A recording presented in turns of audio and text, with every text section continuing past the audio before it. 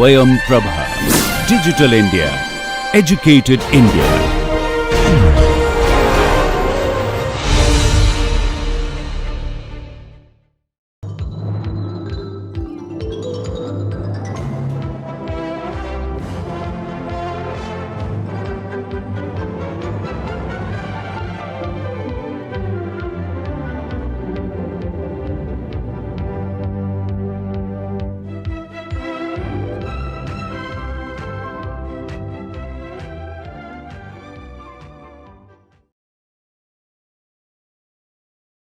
Welcome to the last class of this course, Geoenvironmental Engineering or Environmental Geotechnology, as you would like to call it. We've done 42 lectures in total, including today's lecture, and today we will just review what we have done in this course and what have we learned over the last 42 lectures. So, in the beginning, if you recall, we had talked about some learning objectives. Do you recall any of the learning objectives that we had talked about? There were 3 learning objectives to this course. So, what we will do is, we will go back to the first set of slides, which we saw at the start of this course, and see how much of that we have accomplished and did we actually achieve what we wanted to achieve. So, any one of you have your course notes here? What are the 3 objectives? Concepts and planning of geoenvironmental engineering. Okay, maybe I will have it in the next slide. So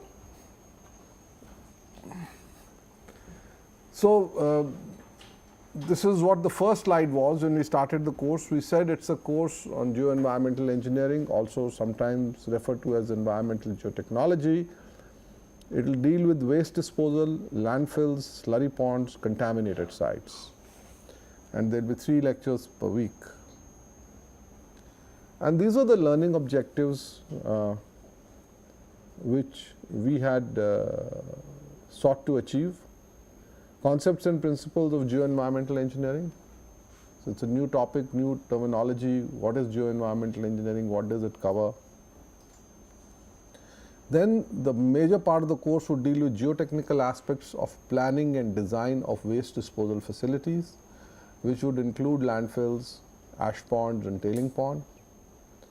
And we would also look at geotechnical aspects of detection and monitoring of subsurface contamination and control and remediation of contaminated sites. So, that's the 3 learning objectives. As we have completed this course, I can add a 4th learning objective. We also wanted to understand how do we rehabilitate the old waste dumps or the garbage dumps that we have, and we also want to learn about the geotechnical reuse of waste materials. How do we reduce the footprint of waste which is accumulating at various places.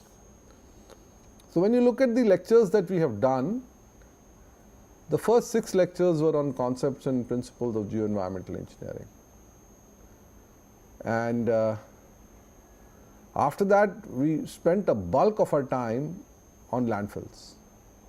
So, half the course, if you have 42 lectures, 20 lectures have been on landfills. So, 50% of the course is on landfills, and about 25% of the course is on slurry ponds. Balance on detection and monitoring of contamination and remedial measures, 4 lectures, rehabilitation of waste dumps and geotechnical reuse of waste, 3. So, that's how the course was divided into various segments. So, the first 6 lectures, and I will go down the sequence as what we did. We had an introductory lecture. We looked at sources and impact of contamination. We looked at waste soil interaction. We looked at advective flux, diffusive flux. We looked at how much waste is generated and how it is disposed. We also examined the principles of integrated solid waste management with an aim that the solid waste reaching the landfills should be minimized, and we looked at some case studies.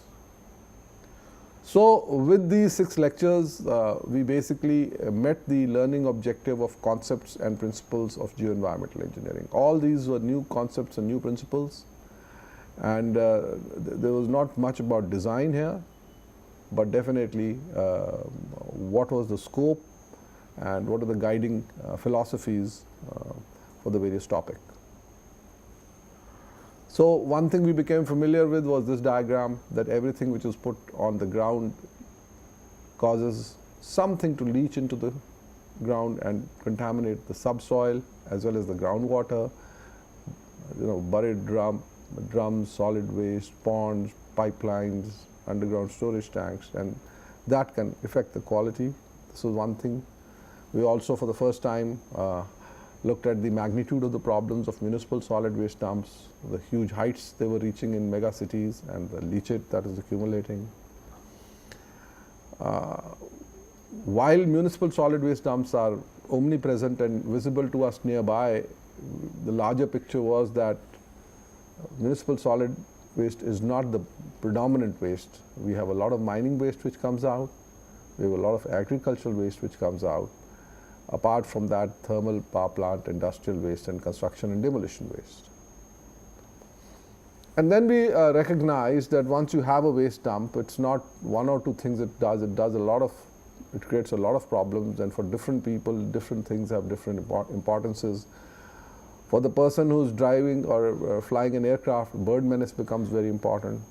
For people living adjacent to the dump, odor is a huge issue. The greenhouse gases for climate change, and various other kinds of aspects. And we also recognize that once a plume is formed, the non-reactive constituents travel further ahead. And there are actually 3 zones, one in which the attenuation capacity is completely depleted, one is an active zone, and one has the non-reactive components. And under integrated solid waste management, we looked at the efforts that were underway to decrease the amount of waste reaching the landfills. We talked about various kinds of composting plants, waste to energy plants that would reduce the magnitude of the waste dumps.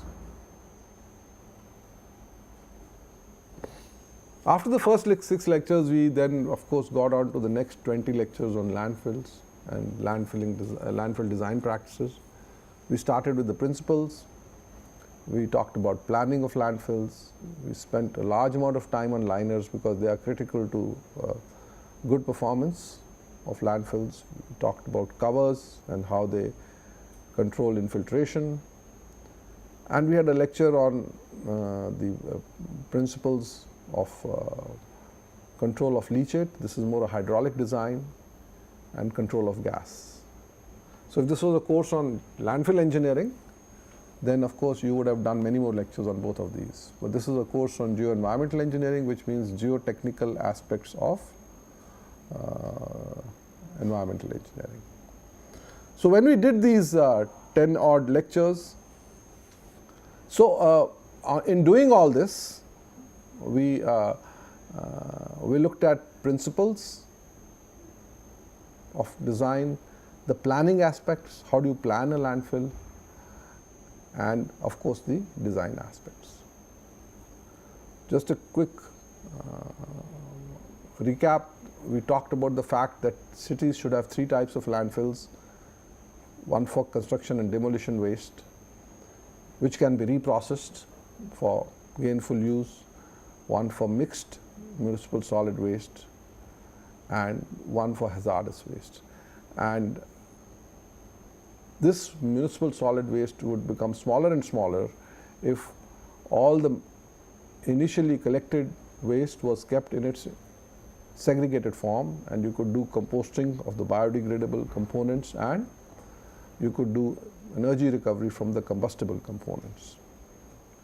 And we also then recognized the various types of waste which are coming out in an urban center, And if you have different types of landfills, the municipal solid waste management system has to interact with the hazardous waste management system, because from the industrial area the non-hazardous waste would come here.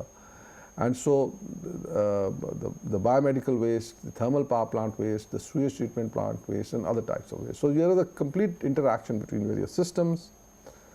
We also recognized that making a landfill did not mean burying the waste, but it meant that we are preparing a site to receive the waste. We have to bring the land back to its original form. It may be a little raised ground, but the same vegetation should come back at the top of the landfill. And over a period of time, this waste should stabilize, and then only it can be considered to be permanently stored.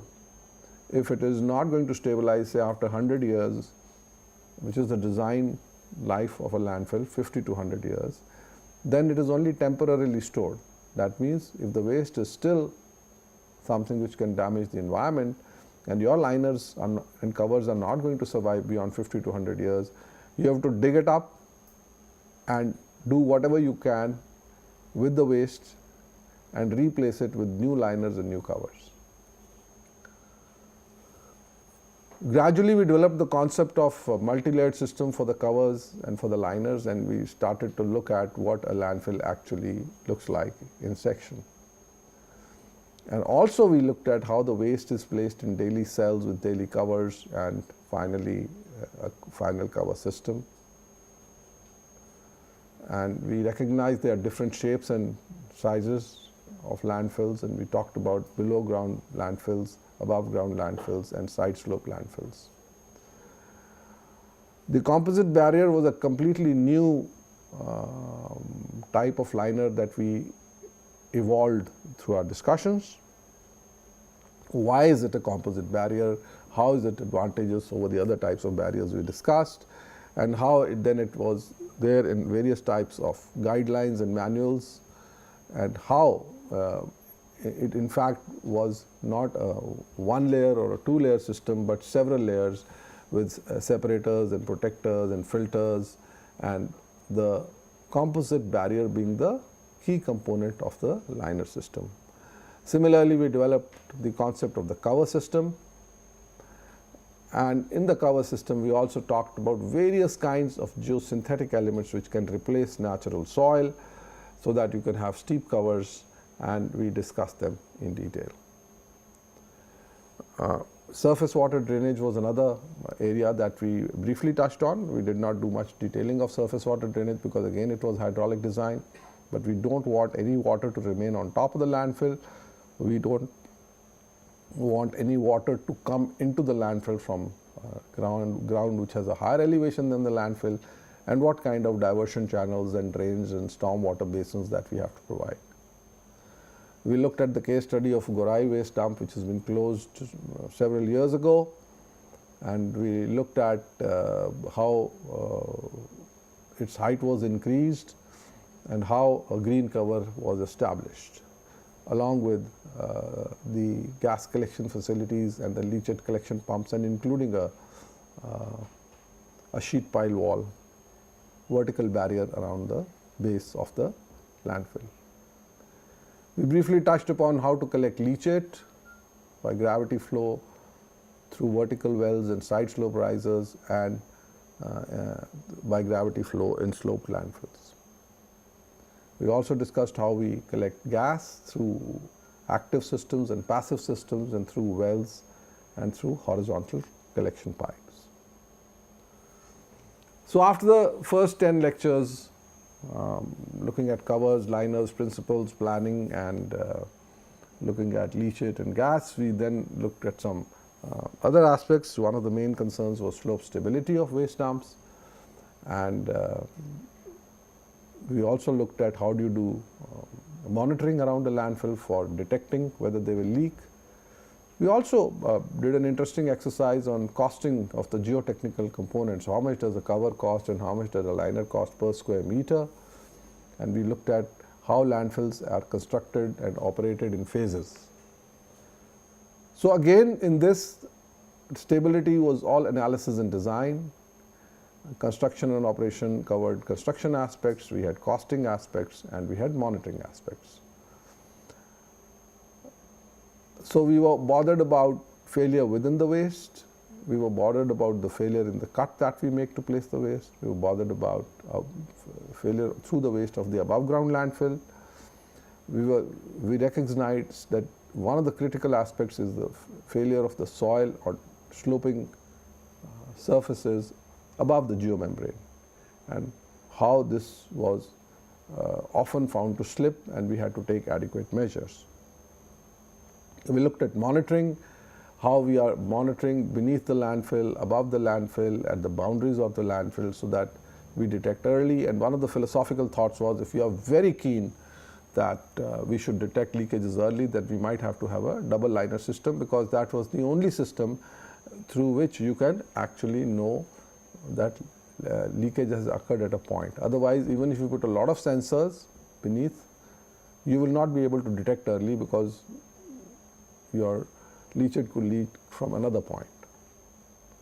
And we brought about the concept of a cluster of wells, so that you are monitoring the well groundwater quality at different depths on the upstream and the downstream direction. And we also became familiar with the concept of multi-port devices. That means in one well, how you can take samples from different depths. We did a very simple method of doing costing of liners and covers, where we were doing per square meter the cost of each of the component, which we could evolve and then come up with values as to how much of 1 square meter of floor area does a cover cost, how much does a liner cost, what is the total cost, and if you were to divide all the costs by the height of the waste converted into mass, then you could tell the cost of waste disposal per ton of the waste. And would any of you remember the cost of disposal per ton of the waste that we had evolved, which is an important figure? Pardon? 500, 800, 1000, 1500. There are a large spectrum of costs depending on what the materials cost, the local materials cost, and how the landfill is. How rigorously the landfill has been made. Does it have a double liner system, a single liner system, so on and so forth. Then we looked at the fact that a landfill cannot be constructed in one go, but you have to construct it in phases. For example, here is a landfill which is constructed in 10 years, and how every year you complete and close a phase. There is an active phase and there is an under preparation phase, and how the surface water drainage systems, the leachate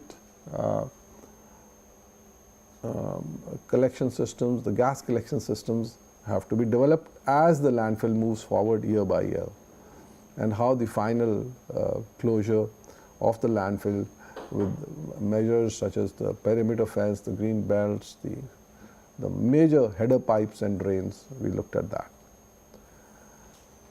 Having done slope stability, construction, costing, we moved on and we did some lectures on site selection, settlement, closure and rehabilitation, and we also did some solved examples. And again, in this, site selection is a part of the planning process, and settlement is a part of the design process, and the closure is part of the rehabilitation process. So the important thing is, maybe some of these lectures could have been structured a little early or at different locations, but this is the way the program evolved. And we looked at an example in which, by putting the buffer zones around roads, around water bodies, we could only find, for example, in this figure, these brown spots where landfills could be located, because everything else was excluded by the landfill location criteria. And then we looked at the methodology of CPCB 2003 for selection of sites and ranking of sites, and we looked at how many factors were involved, and then we looked at the weightages and how to arrive at site rankings. We also talked about the settlement of landfills, both the base and at the top, and for the first time we talked about time dependent settlements due to biodegradation of the material, and we talked about this being very significant in comparison to the primary and the secondary, primary settlement of the soil beneath it.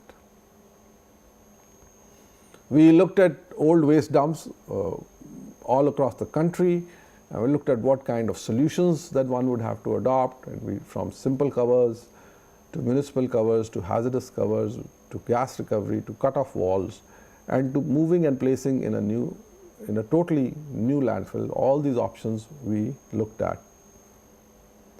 And we also looked at how to enhance the capacity at a site where the landfill, the waste is spread over very low height but very large area, how to relocate the waste, increase the height of the landfill and make a new landfill. And we looked at the example of Deonar. We looked at the example of Deonar landfill in this case. With that, we completed our 20 lectures on landfills, and we came in to the next set of problems associated with waste disposal, and that was for slurry type of waste, which is predominantly for from thermal power stations, coal ash, and from all mining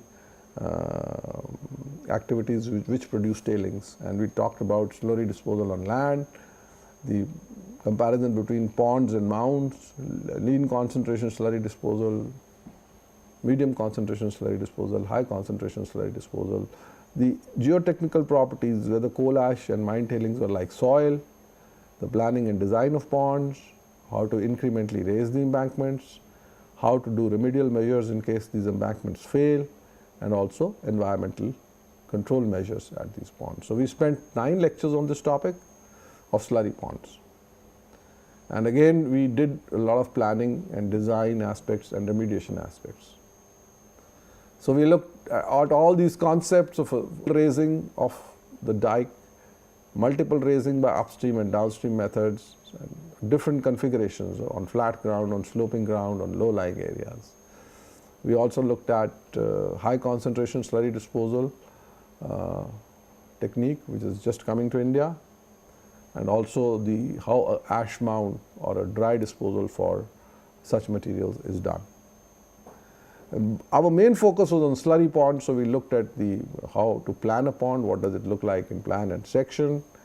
We concentrated on how the leachate collection systems affect the stability of the dikes, whether they are close, far, whether fine material gets settled on the upstream side or coarse material, and how it affects the upstream raising stability. And we looked at some of the failures which had taken place in incrementally raised embankments and the kind of solutions of remediation which had been arrived at from stability analysis. And how in the end, when the life of a thermal power station or a mining project is over, say after 100 years, you can't just leave a pond and walk away. What kind of stabilization measures you need, densification, covers, self-supported vegetation, green belts, and even liners that are required.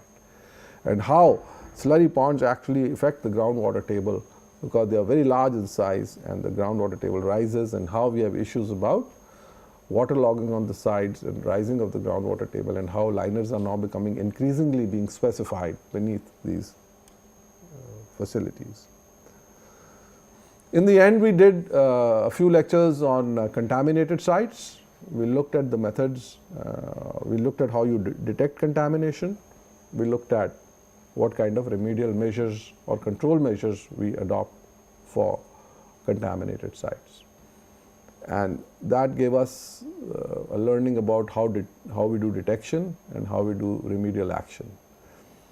We spent 2 lectures on geotechnical reuse of waste materials, and basically we had a learning about how if we can reuse waste materials which are like soils in geotechnical applications, be the construction of embankments, backfills behind retaining structures, filling of low-lying areas, that would reduce the footprint of the waste.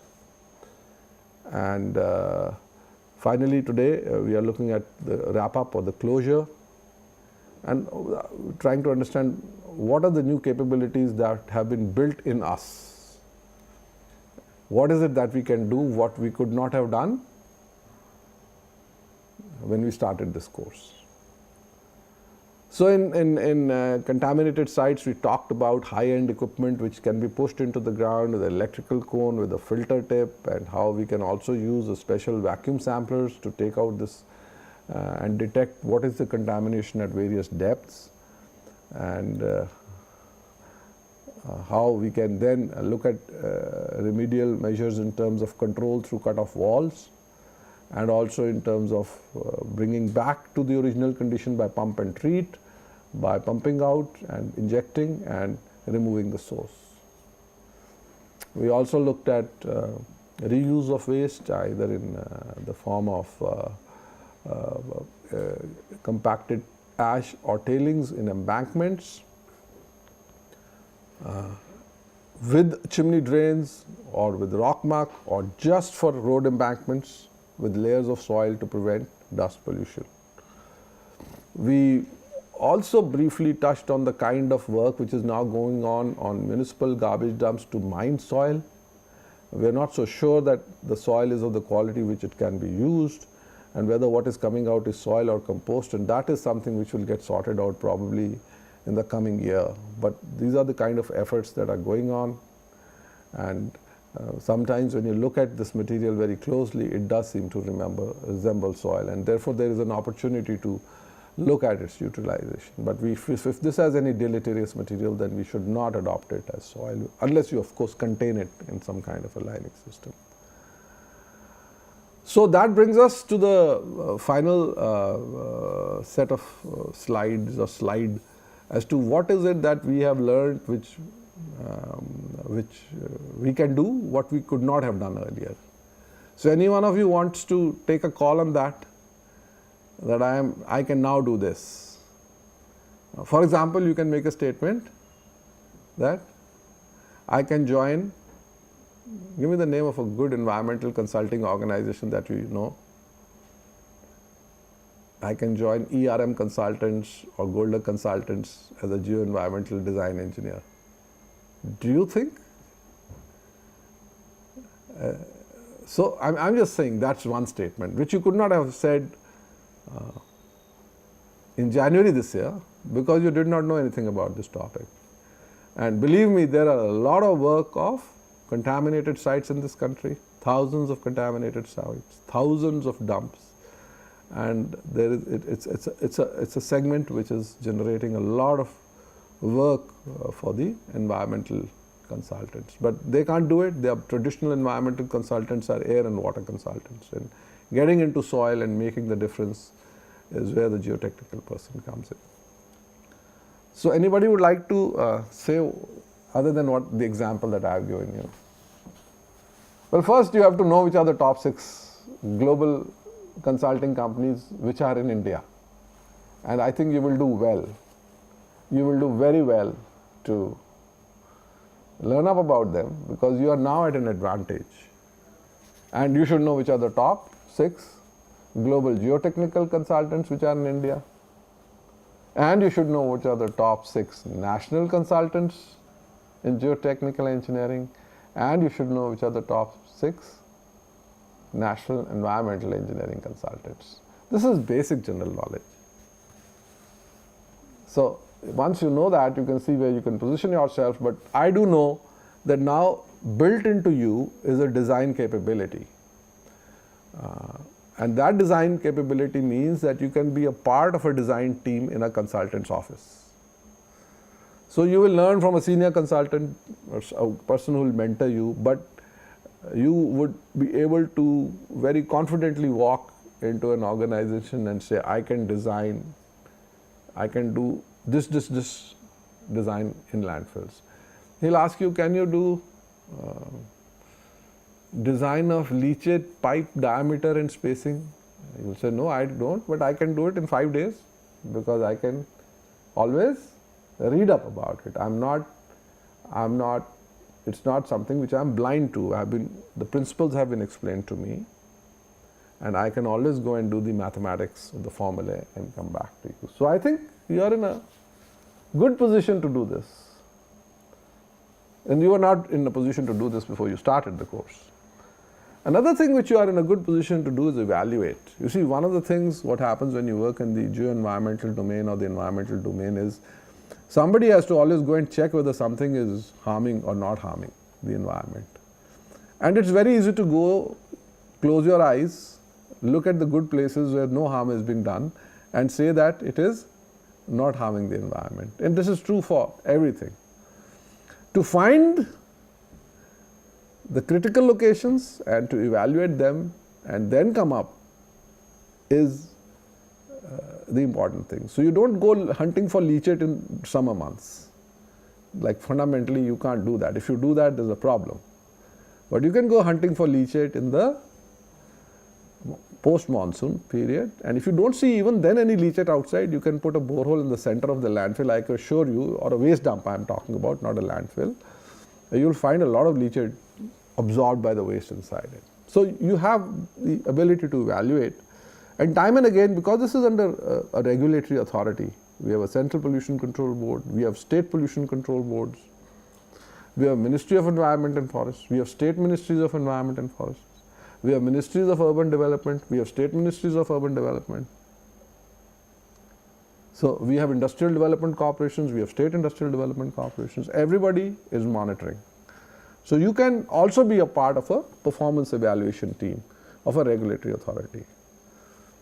You know more about subsurface sampling than anybody else. You have not done field experiments, but in terms of what type of sampler, how to collect, how to take out a whole sample, that you know more about. So you are, I believe you now have the ability to do this better than most of the other engineers who in the past have not done a course on geoenvironmental engineering. And that is they will do very well air sampling, they will do very well surface water sampling, but to be able to do good groundwater sampling, it's not taking out water from a hand pump nearby. If it is, if the hand pump is polluted, very good, God is kind to you, it is telling you. But if the hand pump is not polluted, it doesn't mean that the 360 degrees around the landfill is, you can always come and give that report. We went to the site, we looked at 3 hand pumps, there was no pollution and everything is fine. But then you should go and say that, no, did you take sample at 10 meters depth, 20 meters depth, and 3 different depths, 1 upstream, 3 downstream, that ability you have. I also believe you have ability to execute, though you have not gone for any site visit. Have you gone for a site visit to a landfill? How many of you have seen a landfill? Raise your hand. Other than the PhD students. You have? Which landfill have you seen? I was going back to home and I saw. You saw from far and you smelt it and you said, let me run away from here. So you can be a project lead. I mean, I'm not saying you can be just an engineer. Everybody else has to do the work. There have to be waste collectors, there have to be other people who are doing other things, but you can actually be a project lead for executing a landfills project or a slurry pond project.